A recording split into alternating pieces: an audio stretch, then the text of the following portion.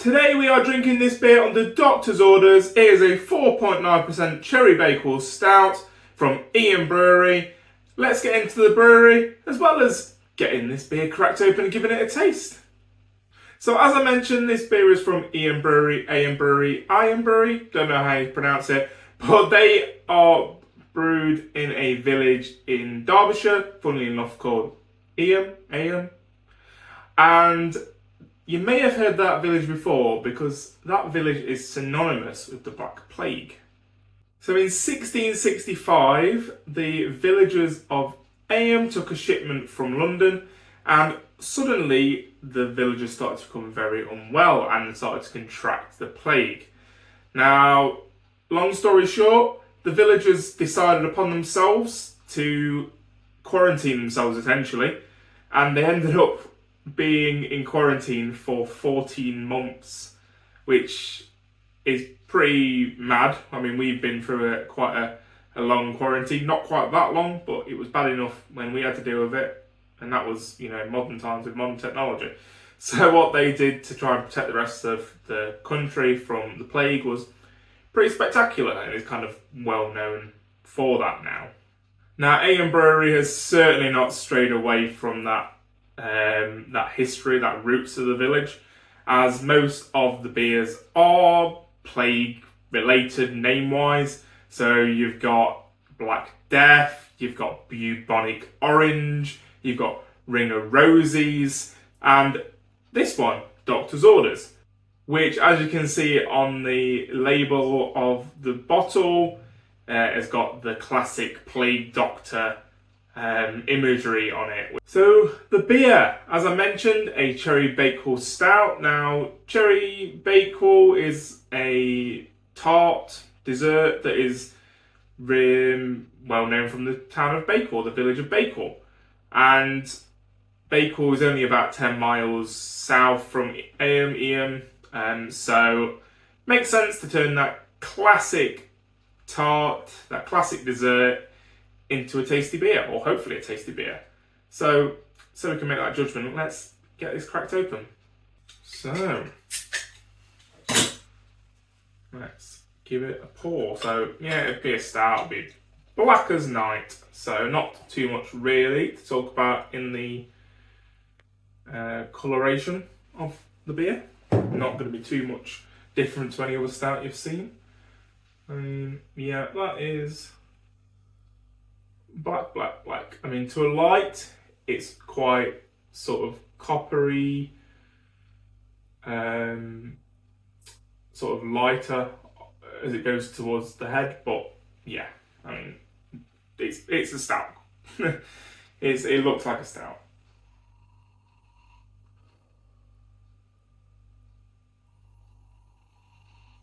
So on the nose, I'm getting classic sort of real ale stout vibes, so like a nice sort of creaminess, roasted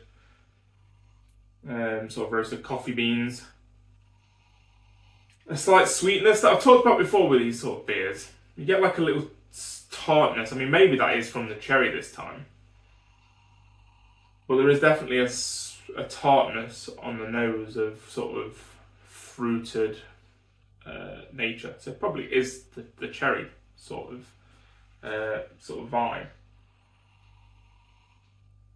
So yeah, the nose isn't giving much away. Not getting all that much cherry. Yeah, just on giving that a swirl again, I do get this sort of fruited notes that I do get with some sort of more real ale stouts. I've talked about it in other videos. I kind of get this on a stout, like not just full chocolate, it's like chocolate with a bit of like raspberry chucked in. So I think it's time to give it a taste.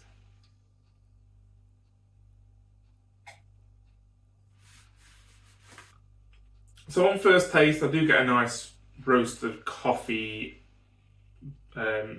flavour with that. Not getting all that much Cherry Bakewell. I mean, Cherry Bakewell I'd imagine to be cherry, kind of almondy, but I'm not really getting that at the moment.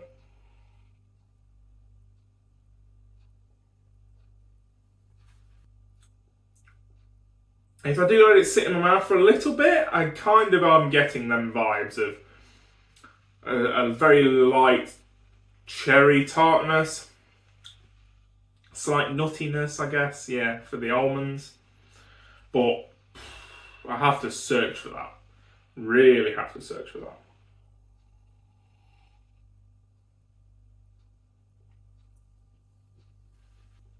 Yeah, I'm getting a very mild tartness, slightly flaked almond sort of flavour, a little bit nutty, not massively overpoweringly nutty, as almond isn't all that strong in nuttiness, but I imagine that's kind of the overall vibe.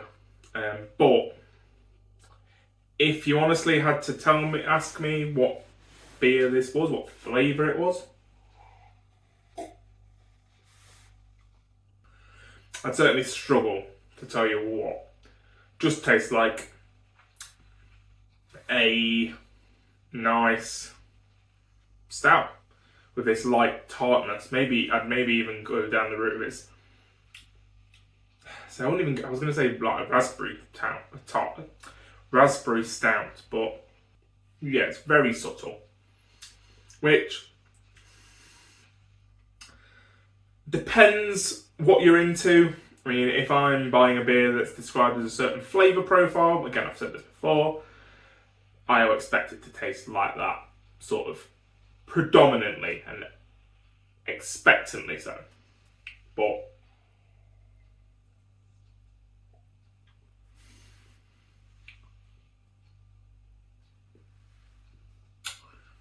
yes, certainly struggling.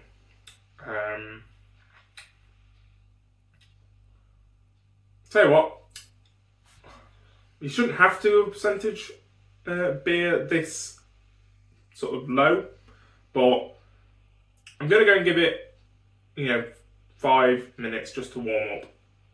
We'll come back, we'll give it another taste, and we'll see. I have just taken it straight out the fridge, so maybe that is hindering the aromas coming through. Much like when you have an imperial stout, you need it to warm up to get them sort of deeper flavours. So let's see if this is the same. So I have just cradled this for a little bit, and let's see if we do get them flavours a bit more prominently now. So yes, I am getting more of that tartness, more of that sort of cherry sweet tartness. Kind of a bit more of the sort of flaky almonds, but again, it's subtle, but it is there to a degree. Like I say, if I was looking for a beer that's Cherry Bakewell, I'd expect it to be quite heavy. I mean, I think it's the world that we're living in, and the sort of the way the industry is in modern era.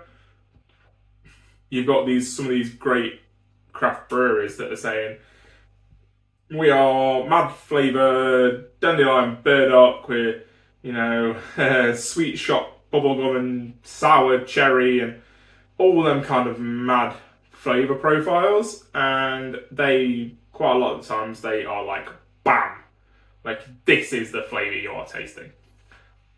I think real ale, more traditional stouts are a bit more muted. I think just kind of, I'm a real ale drinker and I'm not a traditional real ale drinker, but a stereotypical real ale drinker may be put off by, this tastes really of cherry, this tastes really of, mango, or, that kind of stuff. So the flavour does come through a little bit, but it is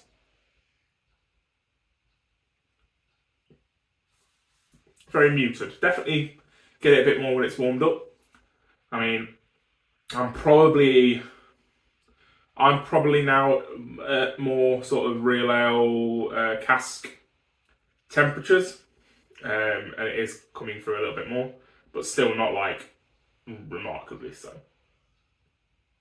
So that's going to do it for today. Sadly, this was not a cherry bomb, but it was a nice, decent quality stout, tasty, sort of middle of the road, I'd say. Nothing overwhelmingly spectacular, but you know, if this was on at my local and I poured a pint of it and I drank it, I would definitely not complain and definitely consider going back for another. So, all in all, don't forget to like, comment, subscribe, all those good things, and we'll catch you on the next video.